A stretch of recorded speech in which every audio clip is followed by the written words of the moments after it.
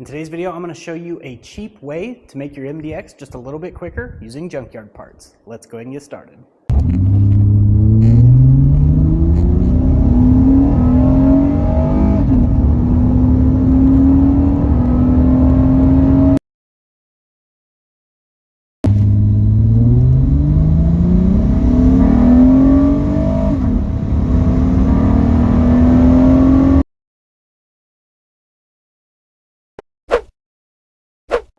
Welcome to Texas Honda Channel. I pray you're having a blessed day in the mighty name of Jesus. Alright, so in this video we have my 2008 Acura MDX daily driver. It seats all of my family. It has been a great vehicle over the last 4 years for us, but I want to get just a little bit more torque and power out of it. So we have the J37A1. It makes roughly 300 horsepower completely stock. I removed the plastic cover so that way this could actually let some of that trapped heat out, which did help just on its own at cooling the intake temps down. We have painted the valve covers as well as new gaskets. I have a video of that linked in the description if you want to check that out. I also put some ruthenium plugs. They're claiming 100,000 to 120,000 miles. We did basic tune-up stuff, fresh oil change, and just went over it really well. We have a hot air intake. Most people call them cold air intakes, but in all reality, it sucks a lot of heat from under the hood. This did improve our 0 to 60 times, and I didn't get a before video with the previous. The intake boot was torn, so I can't just throw it back on and do a test for you, or I would. But we had removed all the plastics down there, so that way cooler air can get up here. But I do plan on building a heat shield box in the near future. This will be linked in the description, as well as this 1-inch throttle spacer, which did increase our 0 to 60 mile per hour times, and I have video proof of all that. So I'm going to go ahead and show you how the 0 to 60 foot was with just the short ram intake before the throttle spacer, and here's that.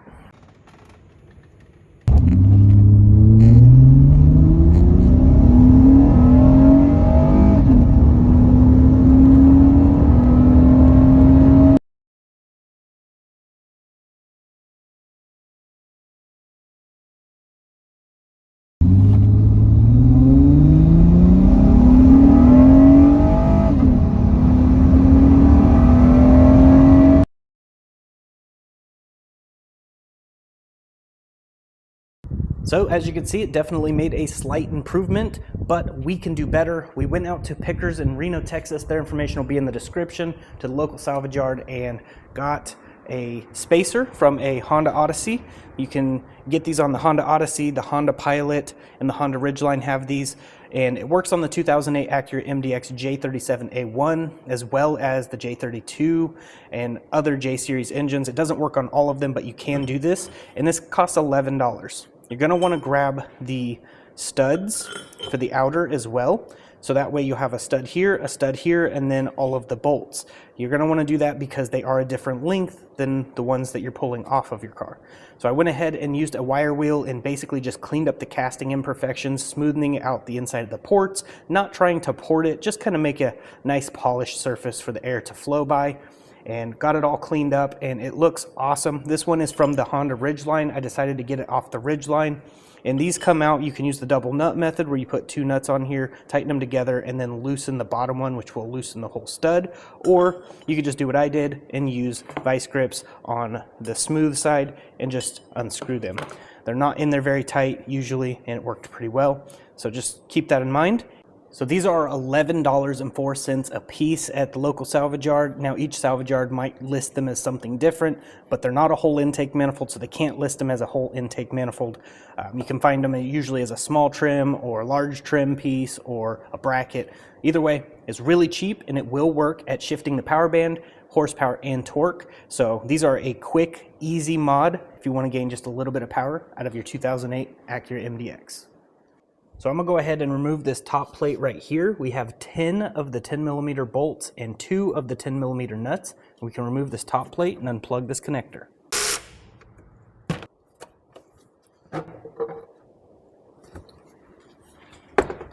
Alright, so after you remove the top cover, this will be dirty in there. I actually recently took this off to paint the valve covers, and I cleaned it all up, and it still looks pretty clean. We have a 12mm nut here, a 12mm nut here, and 7 of the bolts that are 12mm. So we're going to go ahead and remove those. After you're done removing all of those, we're going to go ahead and remove these hoses. And then undo the connectors and the intake pipe, and it'll come straight out. All right, so I got the lower nut on and the upper nut. We're just going to tighten the upper nut to the lower nut, and then just turn the lower nut, and it extracts the stud. Just be sure not to drop anything down in these ports, because that could be very bad for your engine. Once it gets loose enough, you can just put the 12mm on the top and loosen it right out. All right, so comparing the stud and bolt from the Ridgeline to the stud and bolt from the MDX, you can see there's a big difference. The MDX is about 3 5/8 roughly, 3 1/4 on the stud, and on the Ridgeline the bolt is 4 1/4 and the stud is about 4 1/2. Let's just say it's 4 1/2. So you're going to need some threads up top and some threads in the bottom. It doesn't thread very deep in there, so it doesn't have to go deep down inside there. So we just tighten it down a little bit and we're good to go. So if you want to spend a little bit more money, you can get a little more power by getting rid of these metal gaskets here and getting some thermal gaskets from P2R. I'll have some of those linked in the description. They work really well at reducing heat soak from the engine heat up through the intake manifold. And if you don't live in a cold state, I live in Texas, so I have my lines looped right down here. They don't even run through the throttle body anymore. You only have to worry about your throttle freezing in super cold climates, but that is another quick, easy way to get a little bit more usable horsepower. It allows the air to come in with a cooler charge, which brings in more oxygen. So we're going to go ahead, put these in, and then put the gaskets on. I do not have the P2R gaskets, but I will have some of that stuff here in the near future, God willing. And it does help. There's been dyno studies done to prove that the thermal gaskets do increase your horsepower, on average 8 horsepower. So that's almost noticeable from the driver's seat. Also, if you're having troubles getting these in, you can just put a nut on top and then tighten it down, and it will thread in exactly where it needs to be. So then you can get some vice grips on there and then loosen that nut and then tighten it the rest of the way with the vice grips. Now we're just going to go ahead and get the gasket on there. Then we're just going to go ahead and install the spacer. It's real simple. You just slide it down on those studs. Now we're going to put this gasket on and then throw the manifold on. Now the manifold just goes right on to that stud and then onto the other stud, slides right down. Then you can put all your bolts and nuts back on, get everything connected again.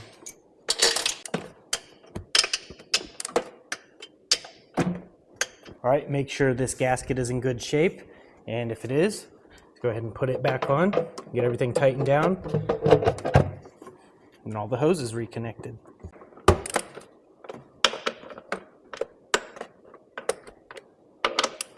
After all that's done, just reconnect your hoses.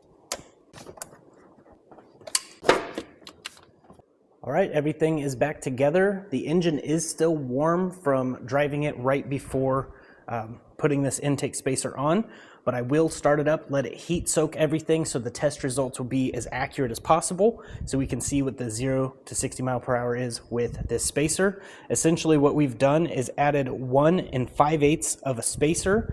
So that is adding 1 5/8 worth of volume to this manifold, as well as the 1-inch spacer for the throttle. So that makes 2 5/8 of extra air volume inside this intake manifold.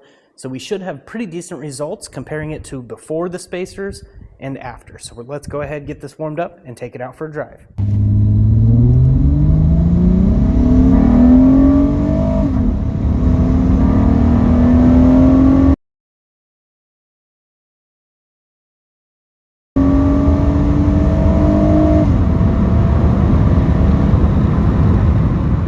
All right, so that felt a bit better on mid-range to top-end power, but the low-end seemed to lack a little bit now.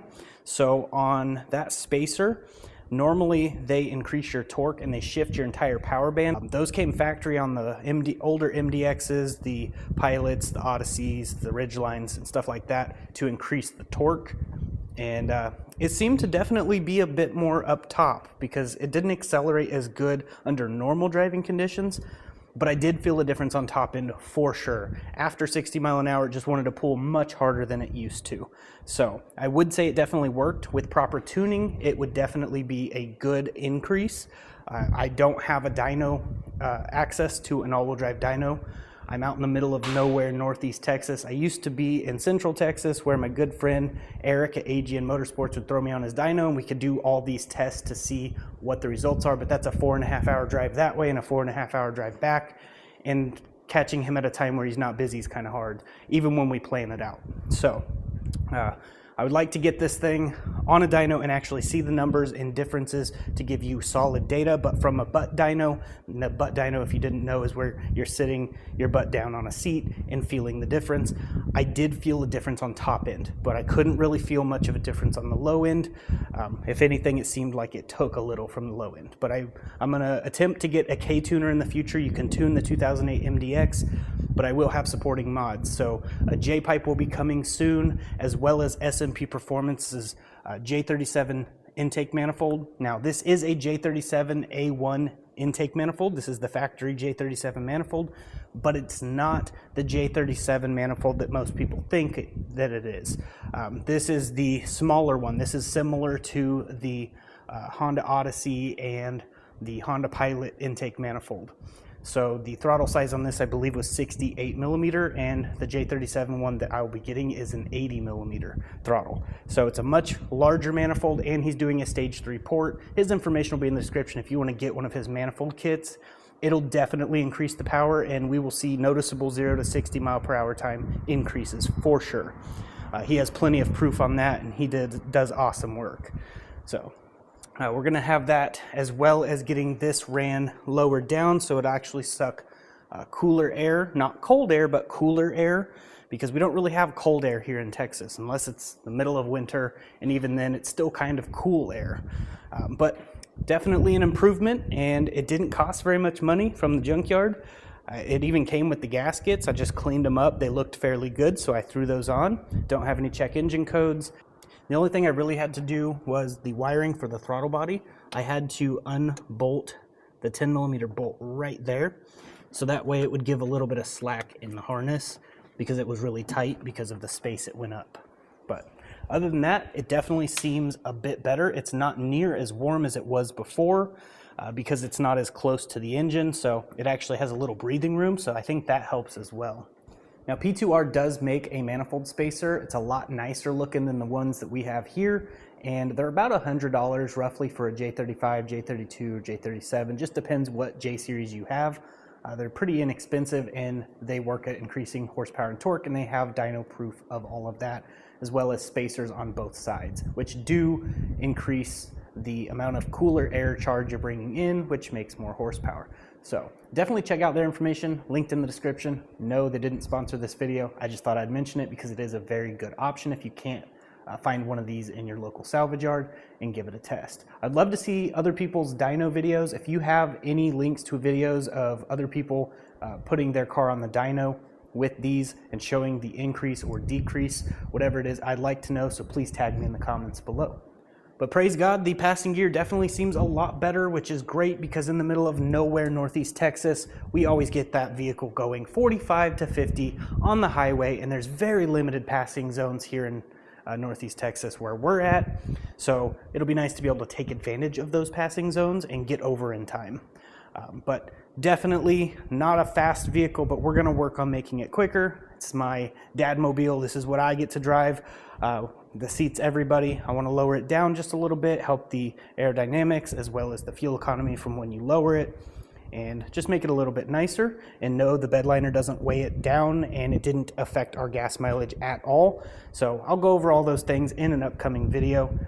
But definitely, if you guys enjoyed this video, please subscribe to the channel, click that like button, drop a comment below, share the video around, and I hope to see you in my next video. We'll have more content coming as soon as possible, so definitely stay tuned to the outro. It's from my brother in Christ, Brandon Teague, and I pray this message blesses you in Jesus Christ's mighty name. If you're not 100% sure that when you die you're going to heaven, there's only one way. Jesus said, I am the way, the truth, and the life. No man cometh unto the Father but by me. Paul gave the gospel. He said that it's the death, burial, and resurrection of the Lord Jesus Christ. It was all according to the Scriptures. And we must believe on the fact that Jesus has paid the full price for us. It's not making Jesus our buddy. It's not turning our life over to the Lord. It's asking Him to wash our sins away in His blood. That's what getting saved is about. It's having the Lord Jesus Christ covering you in His blood, so the Father, when He looks at you, He doesn't see your wretched self anymore. He sees His beloved Son, who's perfect. That's why we need Jesus. So I urge you tonight, if you've never trusted Christ, to call out to Him right where you are. It's just a matter of telling Him that you're putting your trust in what He did for you. That He died, was buried, and rose from the grave, and you believe that that was enough in order to make your sins go away before the Father so that you can be forever in His presence someday. And if you believe that, you can have eternal life. And I'm going to say to you, if you ain't got a church home, this is one right here you ought to come visit. Because we believe the truth and we preach the truth. Amen. Y'all, I'm glad you were here tonight. I hope the Lord blesses you.